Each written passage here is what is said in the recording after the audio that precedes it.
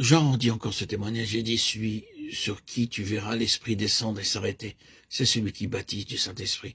Jean 1, 32, 33. La prédication de Jean-Baptiste parlait de Christ comme de l'agneau de Dieu qui ôte le péché du monde, et comme de celui qui baptiserait ses disciples du Saint-Esprit et de feu. Jean 1, 29, Luc 3, 16. Le sang de l'agneau et le baptême de l'Esprit, voilà les deux vérités centrales de sa profession de foi et de sa prédication. Elles sont en effet inséparables. Pour que l'Église agisse avec puissance, pour que le Seigneur soit glorifié en elle, il faut qu'on prêche clairement l'expiation par le sang et l'action du Saint-Esprit qu'on voit dans ces deux doctrines, la base et la pierre angulaire de la foi chrétienne. Il n'est pas toujours ainsi, même chez ceux qui veulent marcher à la lumière de l'Écriture. L'intelligence humaine admet plus facilement les souffrances et l'expiation de l'agneau de Dieu, suivi du pardon et de la paix qui en résulte, que la doctrine plus abstraite du baptême du Saint-Esprit, de son habitation dans l'homme et de sa direction habituelle. Le sang de Christ a été répandu d'une manière visible et frappante, en sorte qu'à l'aide de types, il n'est pas difficile d'en saisir la signification, tandis que l'effusion de l'Esprit est venue directement du ciel, et qu'ainsi on la tient généralement pour un mystère divin, impénétrable.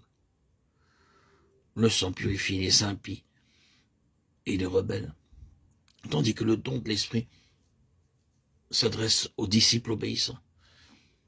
Il n'est donc pas étonnant que la prédication du baptême de l'Esprit trouve moins d'accueil que celle du pardon et de la rédemption partout où l'Église n'a guère de vie. Et pourtant, ce n'est pas là ce que Dieu voulait. Déjà, l'Ancien Testament avait promis que l'Esprit viendrait demeurer en l'homme. Le précurseur releva ce premier indice et il ne prêcha pas l'expiation sans dire aussi pourquoi et comment s'accomplirait en nous le dessein de Dieu.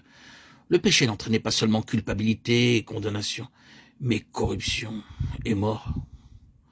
Non seulement il faisait perdre à l'homme la faveur de Dieu, mais il le rendait indigne de communion avec Dieu. Et sans cette communion intime, l'amour divin qui avait créé l'homme ne pouvait pas être satisfait.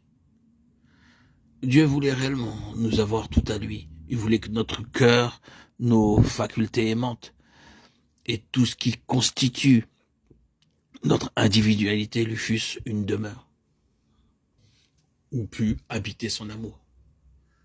Un temple où il fut adoré. La prédication de Jean-Baptiste embrassait donc la rédemption tout entière, du commencement à la fin.